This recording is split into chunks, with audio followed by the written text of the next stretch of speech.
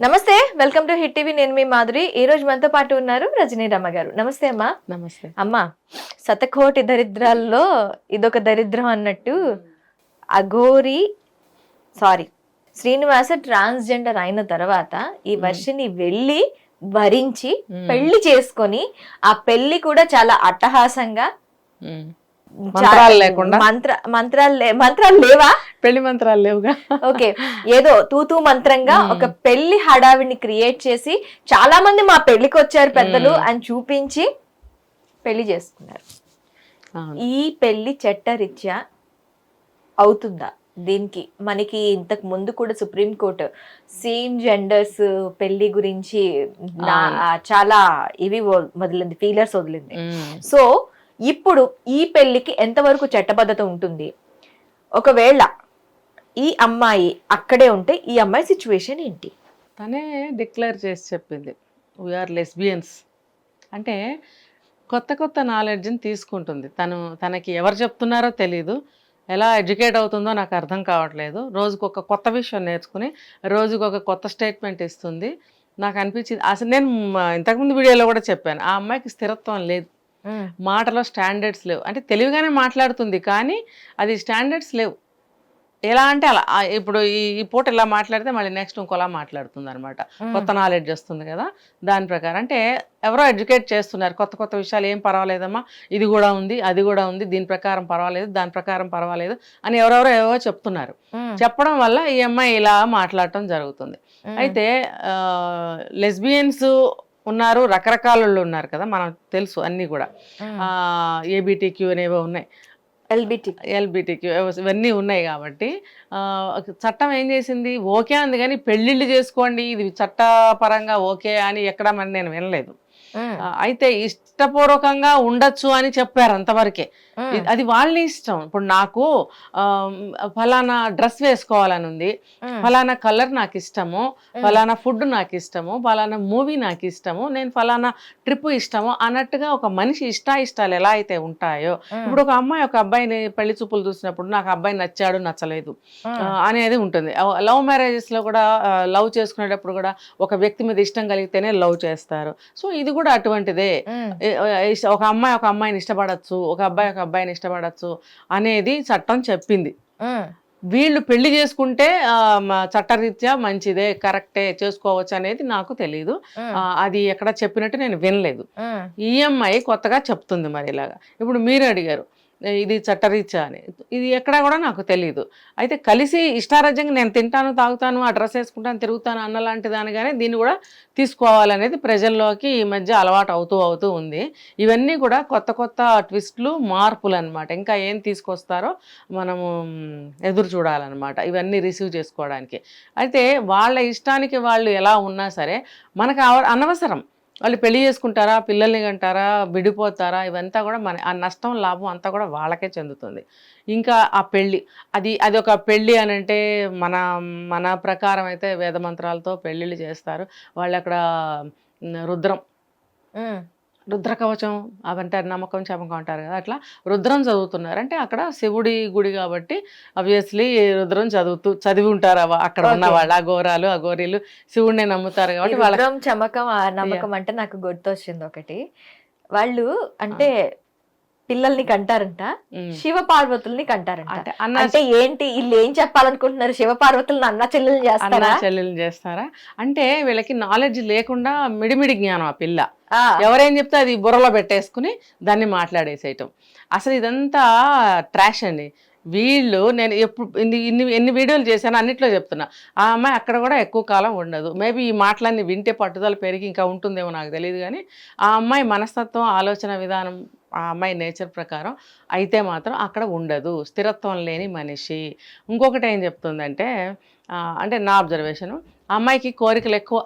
అంటే అన్నీ చూడాలి, ప్రపంచాన్ని చూడాలి, తర్వాత అన్నీ తెలుసుకోవాలి, అన్నీ అనుభవించాలి అనేటువంటి ఒక దాన్ని ఆశ అనాలా, అంబిషన్ అనాలా, గోల్ అనాలా, వాట్ ఎవర్ ఇట్, ఆ అమ్మాయికి అదైతే ఉంది. కాబట్టి దీనికన్నా ముందు మనం ఒక వీడియోలో చెప్పుకున్నాం, ఈ అఘోరి అంటే శ్రీనివాస్ ఈ శ్రీనివాసు పసర మందులు లేకపోతే ఇంకో మందు ఇచ్చాడు, మాయ చేశాడు, వశీకరణ చేసుకుని తీసుకెళ్ళాడు అని అన్నప్పుడు మనం మాట్లాడుకున్నాం.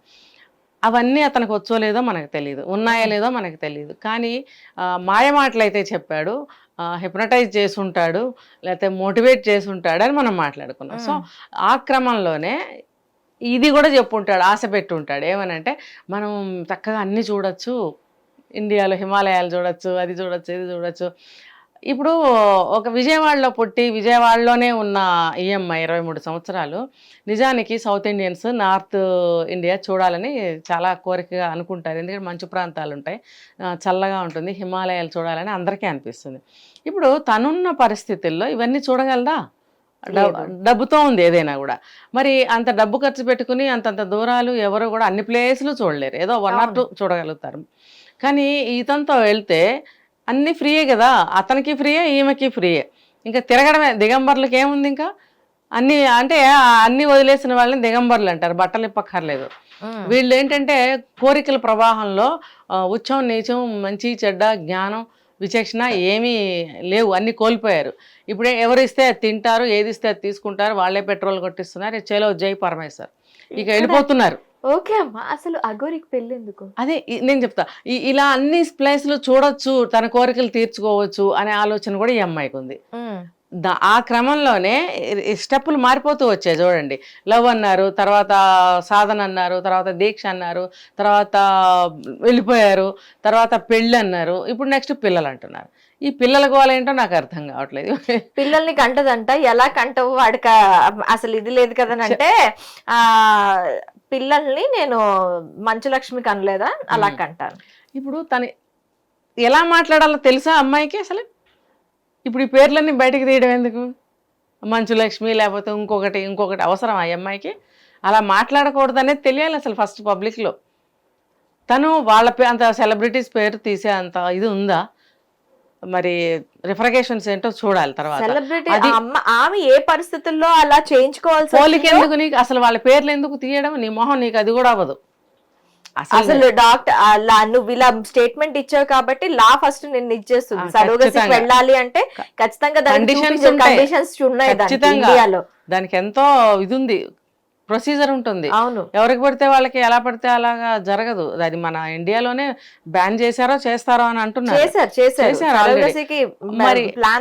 మరి అమ్మాయికి ఏం తెలుసు అని ఏం మాట్లాడిందంటే వాడిచ్చిన నాలెడ్జ్, ఇది మిడిమిడి జ్ఞానమా లేకపోతే ఎవరిచ్చారు? ఎలా తెలుసు ఆ అమ్మాయికి? అయితే ఇష్టం వచ్చినట్టు మాట్లాడుతుంది. ఇప్పుడు నిన్న వాళ్ళ మీద ఈ విషయాల మీద ఎంతమంది ఎగతాళిగా వీడియోస్ చేశారో చూడండి. అదంతా అంత పరువు నష్టం. అసలు రేపొద్దున వీళ్ళకి ఇవన్నీ ఫీల్ కూడా అవ్వట్లేదు. వీళ్ళ పేరెంట్స్ కూడా చాలా బాధపడుతున్నారు. ఎంత పేరెంట్స్ బాధపడినా ఆ పిల్ల మాత్రం అన్నీ విడిచేసి తిరుగుతుంది. ఈ పిల్లలు లేదు, పాడు లేదు, ఇంకా వాడితో లైఫ్ ఏంటనేది మనమే వెయిట్ అండ్ సీ లాగా ఉంది ఇప్పుడు, అంతే. సో అసలు అఘోరికి పెళ్ళి ఎందుకమ్మా? పెళ్ళి కూడా కాదు, వాడు అతను ఒక హిజ్రా అయితే కాదు, అబ్బాయికి ఫీలింగ్స్ ఉండవండి. ఆ పార్ట్స్ లేనంత మాత్రం ఫీలింగ్స్ ఉండవా? ఉన్నాయి వాడికి. నిజంగా వాడికి ఆ పార్ట్ ఉంటే ఇప్పటికి అన్ని జరిగిపోయేవి. లేవు, జస్ట్ ఏమంటారు టచ్లతోనే వాడు ముద్దులు పెట్టుకోవడం చూస్తున్నాంగా వీడియోస్లో. ముద్దులు పెట్టడము, బుజ్జి, చిన్ని, డార్లింగ్ అనడము, ఏదేదో మాట్లాడడం. అంటే వాడికి ఖచ్చితంగా మేల్ ఫీలింగ్స్ ఉన్నాయి వాడికి. ఈ అమ్మాయి మామూలుగానే అమ్మాయి, ఆ ఫీలింగ్స్తోనే బతుకుతున్నారు వాళ్ళు, అంతే. ఆ టచ్లతోటి ఫీలింగ్స్ తోటి ఇంకా వాడు ఏం చేయలేడు. వాడు స్వయంకృతం, వాడు చేసుకున్నది, వాడు అవతారాన్ని అలా మార్చుకోవడం అనేది అతని స్వయంకృతం. ఓకే. అతను అసలు ఈ అమ్మాయి చక్కగా ఒక మంచి కుటుంబంలో పుట్టింది, చదువుకుంది, మంచిగా ఒక డీసెంట్ లైఫ్ ఉంది ఈ అమ్మాయికి. అతను ఎవరు అసలు? ఎక్కడ పుట్టాడు, ఎలా పెరిగాడు, అసలు ఇంతకాలం ఎక్కడున్నాడు, అసలు అతని సంస్కారం ఏంటి, అతని చదువేంటి, అతను ఇదేంటి అసలు ఆలోచించకుండా అటువంటి మనిషితోటి ఈ అమ్మాయి వెళ్ళింది అంటే ఖచ్చితంగా ఈ అమ్మాయి ఆలోచన కూడా వేరు, ఈ అమ్మాయి డిజైర్స్ వేరు. అతనితో కొంతకాలం అలా వెళ్ళి చక్కగా ఏమంటారు దాన్ని విజిట్ చేసి అన్ని ఏరియాస్, అప్పటికి మోజు తీరిపోతుంది, విసుగు పుడుతుంది, మళ్ళీ ఇంటికి గ్యారంటీగా వస్తుంది. చనిపోతాము, ఇద్దరం చనిపోయేస్తాము, అవన్నీ పిచ్చి మాటలు. చూద్దాం, మనకి కాలమే సమాధానం చెప్తుంది. నేను ఫస్ట్ వీడియోలోనే చెప్పా, ఈ అమ్మాయి ఉండదు, తిరిగి వచ్చేస్తుంది, అని ఖచ్చితంగా చెప్పి ఇవాళ కాకపోతే కొద్ది రోజుల తర్వాత అయినా వస్తుంది. లేకపోతే ఈ అమ్మాయి పిచ్చి పిచ్చి ఆలోచనలకు పోయి వేరే నిర్ణయాలు తీసుకుంటే కూడా కర్మకు వదిలేయటం, ఏం చేయలేం మనం. లైఫ్ ని అర్ధాంతరంగా తనే నాశనం పాడు చేసుకుంది చేసుకుంటుంది. ఖచ్చితంగా. ఎంత పెద్దవాళ్ళండి అందరూ వచ్చి ఎంత నచ్చ చెప్పారు. ఒక టీవీ ఛానల్ ఆఫర్ ఇచ్చి మరి అదే కూర్చోపోతే చక్కగా దాన్ని కూడా కాలదని ఆయన అంత చైర్మన్ దిగొచ్చి ఇంటర్వ్యూ ఆయన దిప్పించుకుని అమ్మాయితో ఫస్ట్ యాంకరింగ్ చేయించుకుని అంత ఇదిగా చూడండి. అసలు అటువంటి ఆఫర్ ఎవరికైనా దొరుకుతుందా? పిలిచి ఉద్యోగం ఇచ్చి కెరీర్ని చక్కగా బాగు చేస్తుంటే కాలదనుకుని వెళ్ళిపోయింది. దిక్కుమాలిన జీవితం కావాలని కోరుకుని వెళ్ళిపోయింది. ఏమీ లేదు, కోరికలు గుర్రాలు. ఆ గుర్రాలకి కళ్ళాలు వేయకపోతే ఇలాగే ఎటు పడితే అటు వెళ్ళిపోతుంది. ఇప్పుడు ఈ మొదటి వైఫ్ అన్ని నువ్వు వచ్చింది కదా, ఆమెకి న్యాయం ఎలా జరుగుతుంది? ఆ అమ్మాయి ఫైట్ చేసుకోవాలి, తనకేం న్యాయం కావాలో. ఎవరు చేస్తారు? ఇప్పుడు తనేం నష్టపోయింది, తనకేం కావాలి, అది తను ఫైట్ చేసుకోవాలి యాజ్ ఎ లాయర్. తనకు అన్నీ తెలుసు కదా.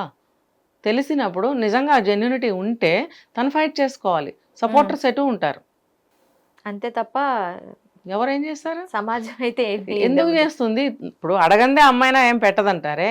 తను మీరు చెప్పారు ఇంటర్వ్యూకి వచ్చి కూడా మాట్లాడకుండా వెళ్ళిపోయింది. నువ్వు మాట్లాడాలి కదా. నీకు అక్కడ అన్యాయం జరిగిందని నువ్వు అనుకుంటే, నష్టపోయానని నువ్వు అనుకుంటే నువ్వు క్లెయిమ్ చేసుకోవాలి కదా. నువ్వు అలా అర్ధంతరంగా వచ్చావు, మీడియా ముందు వచ్చావు, ఏం మాట్లాడకుండా వెళ్ళిపోయావు, అదే అదునుగా తీసుకొని అక్కడ వాళ్ళు పెళ్లి చేసేసుకున్నాను. అంతే కదా, ఇంకా రెచ్చగొట్టినట్టయింది. ఇంకొకటి ఏంటంటే ఫస్ట్లోనే లేకపోతే తర్వాత అయినా సరే ఈ శ్రీనివాస్ని అరెస్ట్ చేసినట్టయితే ఇంత రెచ్చిపోయే పరిస్థితి ఉండదు ఎవరు కూడా. వీళ్ళ ఈ అమ్మాయిలు కూడా ఇట్లా అయ్యేవారు కాదు. ఫస్ట్ 1, 2, 3 ఇన్సిడెంట్స్ జరిగిన దగ్గర నుంచి ఆరాటం పెరిగింది జనంలో కూడా. ఎందుకు వదిలేస్తున్నారు? బార్డర్ తీసుకెళ్ళి దాటించడానికి ఏదైనా కుక్క పిల్ల ఎలక పిల్ల తీసుకెళ్ళి ఊరు బయట వదిలేస్తే మళ్ళీ ఇంట్లోకి రాదు అనుకోవడానికి కావాలని వచ్చాడు ఒక కలుపు మొక్కలాగా. వచ్చినప్పుడు దాన్ని తీసేయాలా లేదా? ఇప్పుడు అక్కడ దర్గా మీద ఏదో చెప్పాడు, అప్పుడే వీళ్ళు మేల్కోవాలి. అరే ప్రశాంతంగా ఉన్న నీళ్ళల్లో రాయి వేసినట్టు వీడు వచ్చి చక్కగా ఉన్నాం అందరూ ప్రజలందరూ. చేయాల్సిన అవసరం లేదు, ఒక్కసారి అదుపులోకి తీసుకొని రీహాబ్ కైనా తీసుకెళ్లాల్సింది. లేదు, అతను అంత కండిషన్లోనే ఉన్నాడు పర్ఫెక్ట్గా.